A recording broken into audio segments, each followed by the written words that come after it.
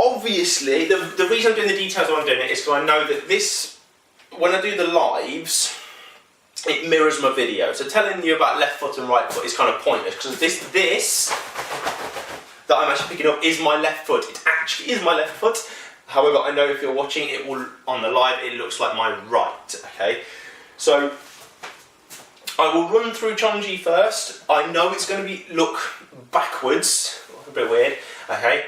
But it's just a run through, and then we'll go into the details that I want to talk about. Okay, so Chon Gi goes, left foot, left hand, I promise you it is, okay? Into your downward block, then you'll step into your punch. I am going to do lots of foot shuffling, okay, because obviously, otherwise I'm going to go out the screen for the live.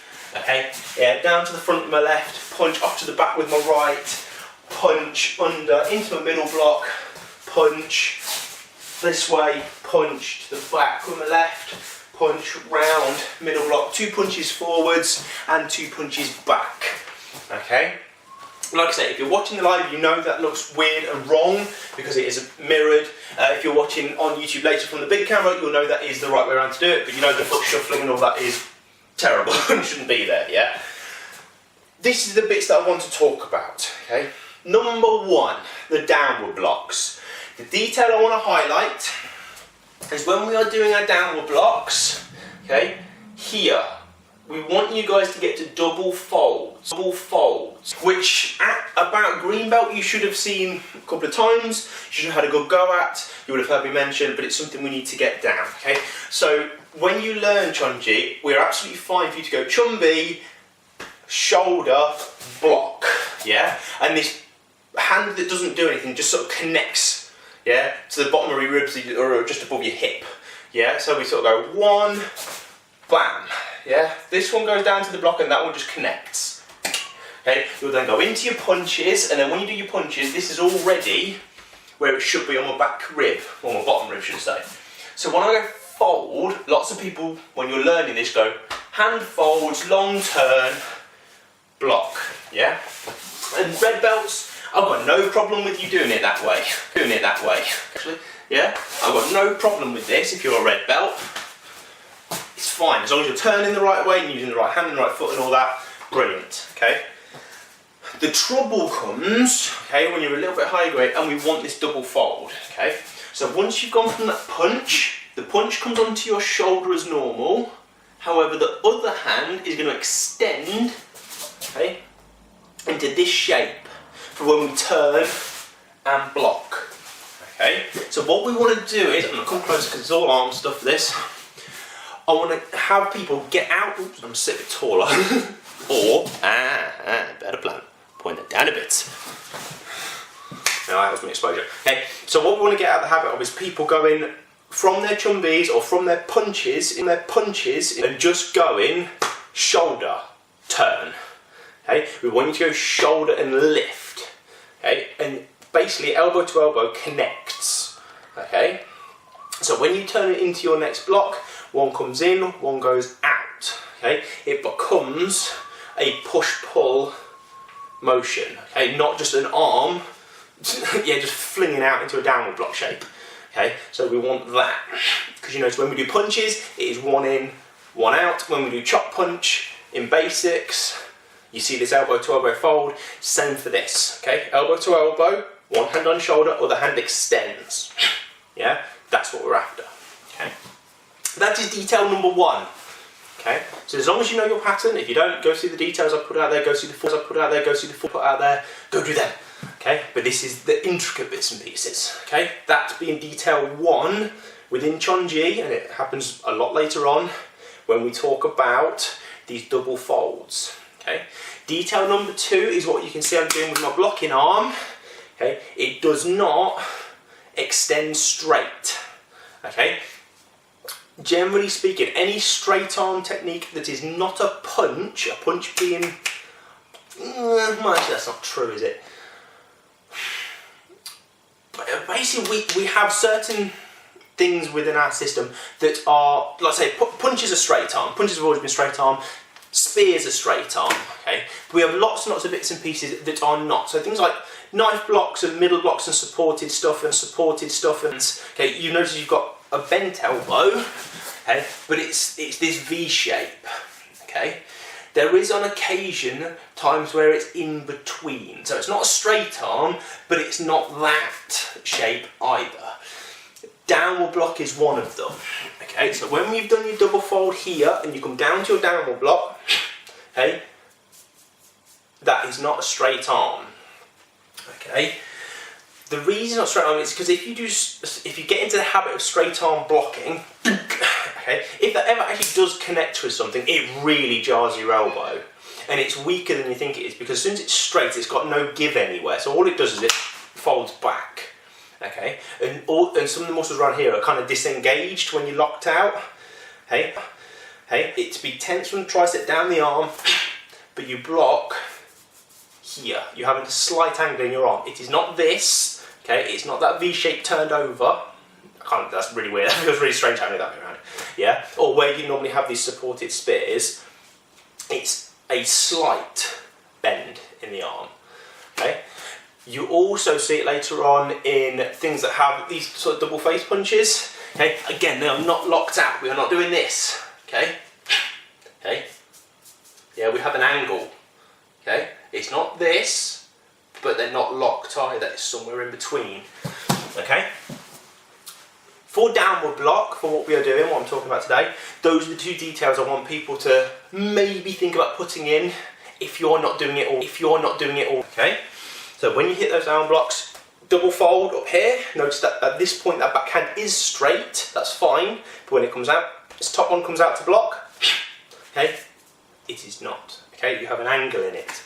Okay, it helps keep more muscles from your shoulder down to your wrist engaged. So all this is all engaged, and that makes your block a little bit stronger. But it also, if it ever does connect with anything, it stops your jaw and your elbow and like injuries. Okay. 2 punches. Now, you are told this from day one, okay, but people forget, okay. Punches go down your centre line. Now, I'm going to try and line myself up dead with the middle of the phone. That's my centre line, there. Centre line, there. When I do my punches, that's where your knuckles connect, especially when you're doing patterns, okay. Chon Gi is all body punches. So they come straight down your centre line. They do not go from your shoulders, yeah, because you've missed your target. Okay? Down the middle, body height, solar plexus. Okay? You are not punching someone in the chest because there's a lot of rib cage and a lot of muscle there in chests. It's designed to take an impact. Okay? Stomach is okay, but again, if opponent's been doing all their sit-ups, okay, their stomach will take the hit. Okay? You want where the stomach meets the bottom of the ribs, where your diaphragm is, yeah, that bit in the middle that's kind of squidgy, that if it gets hit, it knocks all the wind out. Yeah, it's the bit that when it gets caught, it hurts and you can't breathe. Okay, so it goes dead down the centre, head down the centre. Okay, point 1. Point 2, even closer to this for other camera. Okay, when we connect, these 2 knuckles here are what should connect for a punch. If you find you're hitting stuff, especially when you're hitting targets, if you've not got gloves on, if you're doing bare hand punches, if you're punching targets and then again you look at your fingers and it's all red like across your knuckles, in particular here on your little finger and your ring finger, yeah, if all that bit's red, you're punching wrong, you're glancing. Okay, straight line punches should connect with your front 2 knuckles. Okay, slightly bigger, stronger surface area, and it connects well because they project forwards more than these 2. So if you turn your fist upright to do that, you notice that these 2 are slightly higher and flatter as those 2 drop away. So you should be connecting with this. Yeah, when you come down the line, it should be these 2. So when you're concentrating on punches, like I say, especially if you're punching targets, especially spot mitts, yeah, little hand targets with a dot on, if you're aiming for those dots on those targets and things like that, those 2 should be the primary point of impact. That should be what's hitting your targets. If you ever go down the route of board breaking, I've got 2 board breaking videos up on YouTube and Facebook, because I made a homemade board breaker, so I put my breakboards in it. There's a couple of punches in there. To get through a board, to get through something with a punch, it's got to be them 2. Okay, if I glance it, in the bottom of your fingers and your fingers snap. Or you shoot these 2 weak knuckles to the back of your hand. Yeah, yeah, bad. Okay, you want the strong bit of your hand because that's what lines up with the arm to strike, because that will give you better impact and it's a more efficient punch. Okay, but it is also correct for when we do patterns, because otherwise you end up with people with like crooked wrists and people doing that. Okay, down centre, these ones. Okay, that's down blocks, that's punches. Middle blocks. Okay, base detail for a middle block that we always teach everybody is the one that will become the block. Okay, tucks underneath. Okay, we already know, actually I'll do it from the front and from the side. Once it's tucked, it goes on the outside to where it needs to go. Okay, here to here for your middle blocks. I'll do it this way as well. Move back a bit. Here, around this one, again, that is like thread being pulled out the needle. Here, okay.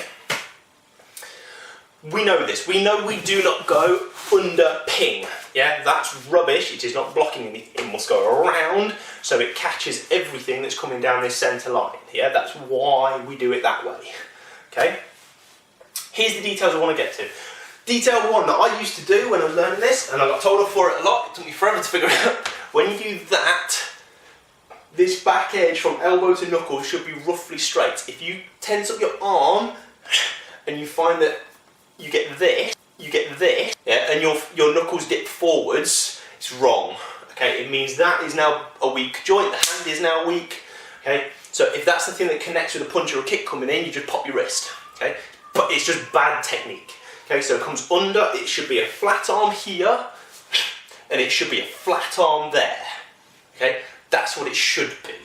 Okay, so try and make sure straight arms, elbow to knuckles. There is what we should have. You'll only have two lines, okay? This one and that one. Yeah, from shoulder to knuckle should have two lines. This one and that one. If we end up with three, it weakens it. Okay? Quite significantly. Same reason when we do upper block and we're here, again, angle two. Okay? Elbow to this knuckle on the outside. It is not that, or this, or pointed back, you know. Yeah, the wrist should be locked and in line with the rest of the forearm. Okay? Very rarely do we have anything where the wrists bend anywhere, unless it's some sort of, it's usually on claws and pressures, these sort of things. Okay, but that's a much different kind of detail. Okay? So, those are my ones for Chon Gi.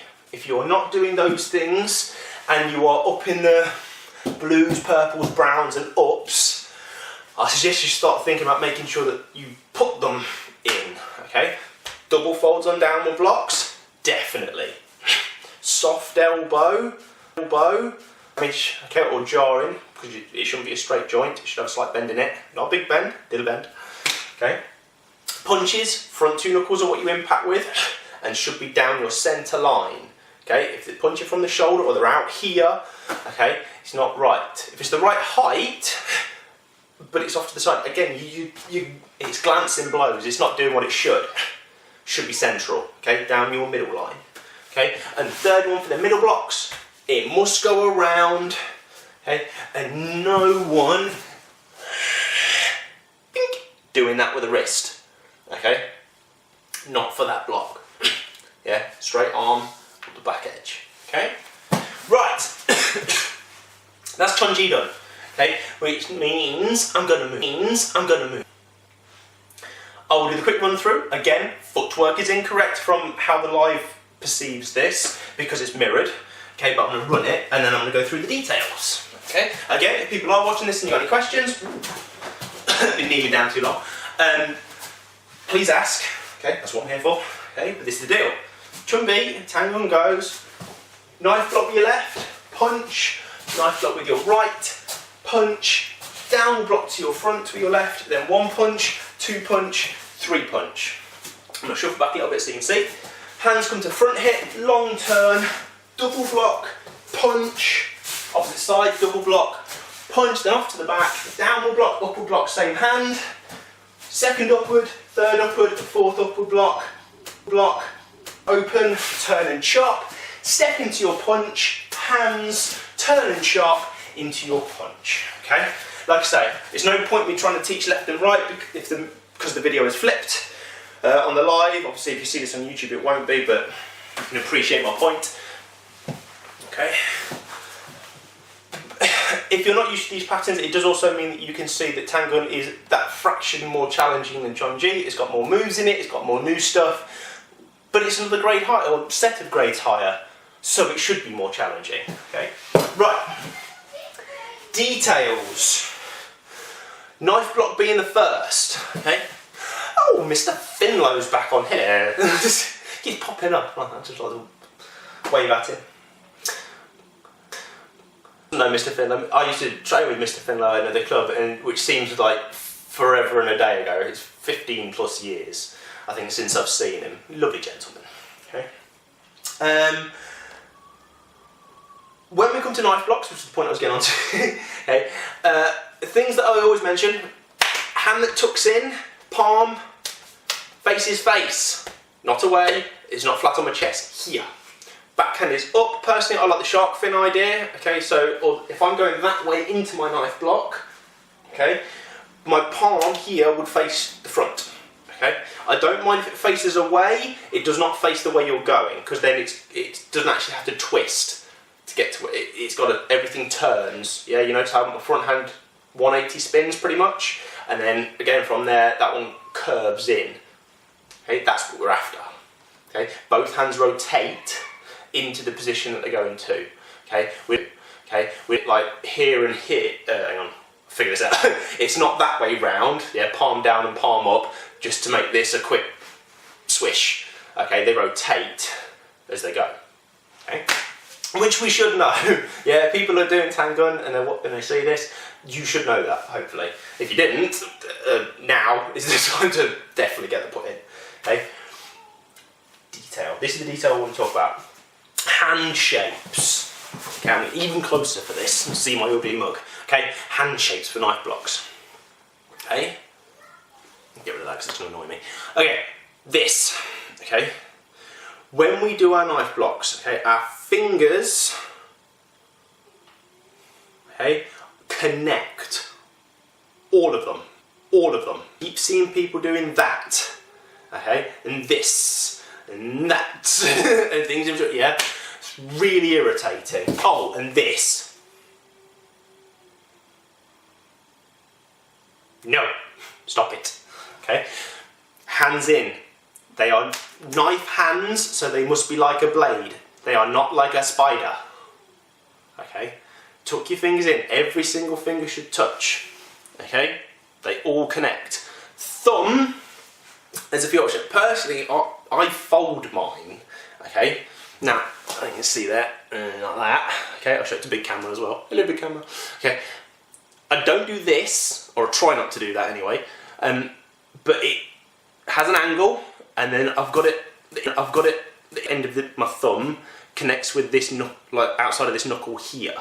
Okay, I do not tuck it underneath. I do not have my thumb sticking out. I do not point it and tuck it in at the edge.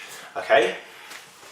Okay, that thumb should stay in. If the thumb is underneath, when you're doing, say, knife blocks, and it's here, okay, or it's sticking out like that, or it's doing this, okay, it means that you're going to catch it on something. Okay?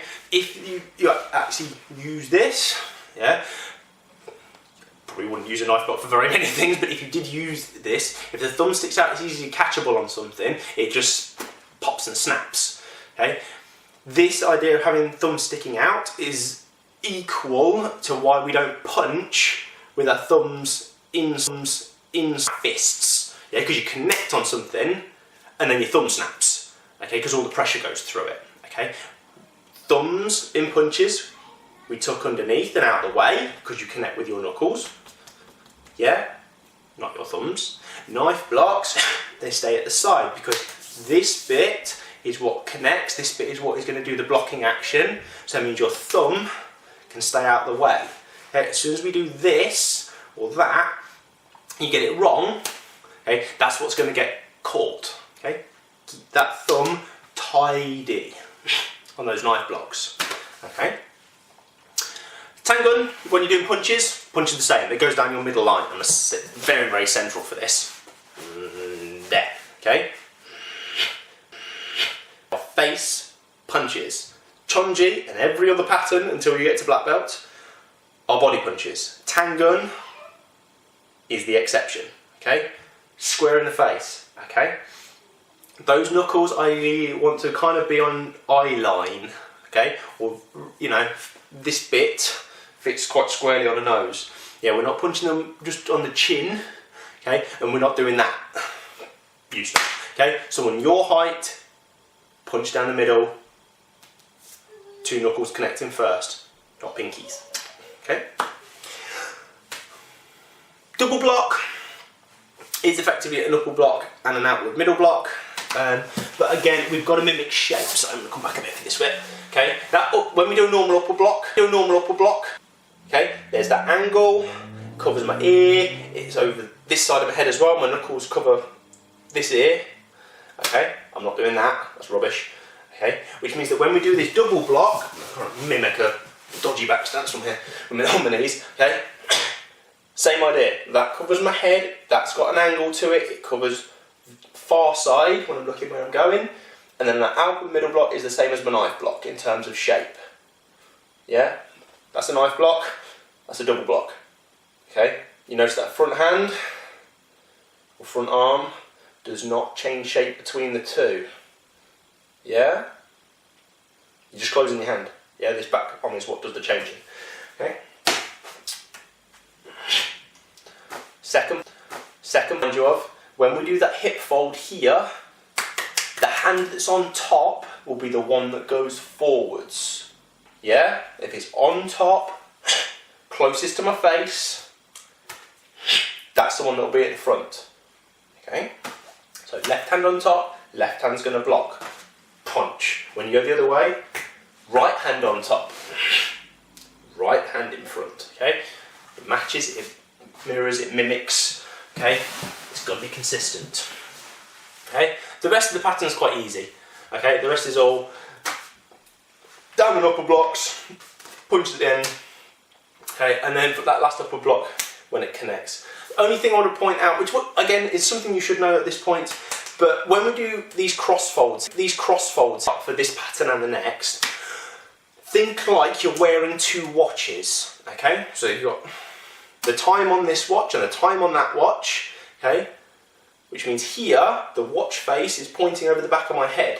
When I fold, okay, the 2 watch faces connect, they come together, okay, face to face, okay, not face to wrist strap, or strap to strap, okay, face to face watches, so it's easier to turn out and chop. It means that hand does that twist again, the same as when we do knife block here, it's the same twist when you come out from those chops, okay? Certain details are congruent through all the patterns, but it just potentially like the fold will be different, but the end result, yeah, it's all got part of the style. It's all how your knowledge and your techniques pass through the patterns, and you see how they sort of get adapted and changed as you go. But you got to spot all the similarities as well. Okay, you got to see where they change, but see how they stay the same as well in parts. Yeah. I know that sounds a bit weird, but you get what I mean, okay? We know that you have pattern guard, a double knife hand block, okay? The fold shape, yeah, and the motion the arm's travelling are the same between the two, but the hands are closed. That's the difference, yeah, yeah, okay? Some bits are the same through everything, some bits change. Now and again you'll spot a detail in one of the later, slightly stranger techniques and think, oh, well that's kind of like this, but I'm doing it such and such a way. So Do-san as an example has this, which we're going to cover in a minute, a double outward block, and later on you'll see a double press up in Chon Gi. Yeah? You see it in Chung Mu as well. But you see that the shapes for arms and things like that are the same, and how they mimic and how they move. Yeah? Last one, Do-san. Like I say, this one is for green tags, green belts. It's the pattern that gets you from level 1 into level 2. Okay? I'll do the quick run through. Again, it's mirrored, so don't copy it as you see it. Go and look at proper videos for this. Okay, but it goes fold, 1, 2, across, 3, 4, 3, 4. Block 1, spear 2, flatten down, long turn, back fist and step. Okay, then you'll fold it up again, block punch, across, block punch, left foot double block, kick, double punch, in to come out, kick, land, double punch, upward block 1, upward block 2, left hand, left turn, horse stance chop 1, horse stance chop 2. Okay, just a quick run through. Okay, the details for this I want to talk about a few. Okay, because the things that should be happening in this, or the finer details in this, are the same things we've just covered between Chon Gi and Tang Gun. Okay, punches down the centre. We are back to body punches. Okay, thumbs underneath, thumbs underneath. This fold at the end, wristwatch to wristwatch, face to face. And remember, you're going into a horse stance, not a back stance. The little detail, the little nitty gritties I want to get into are for the double block, this, okay, because people make more of a deal of those double blocks than is necessary. Okay, so that's one of them. Okay, second one I want to deal with is the spin and the turn. Okay, so we will start. I'm going to stand up. This involves footwork. Okay, so we'll do the spear one first. Okay, so you've got to imagine at the beginning, 1, 2, 3, 4, into that knife, into that spear, up, down, long turn, spin. Excellent. Okay. Here's where people go wrong. Understanding that the spin from the spear into that back fist is like taking a normal step in a stance. Okay, so we go back stance in the knife block, fold into the spear, it comes up, it goes down and out, and the long turn back fist. Okay, when we spin into the back fist here and land, that should be the same as if we decided to go up, down, step, back fist. Yeah? It's no different. Now, this is a bit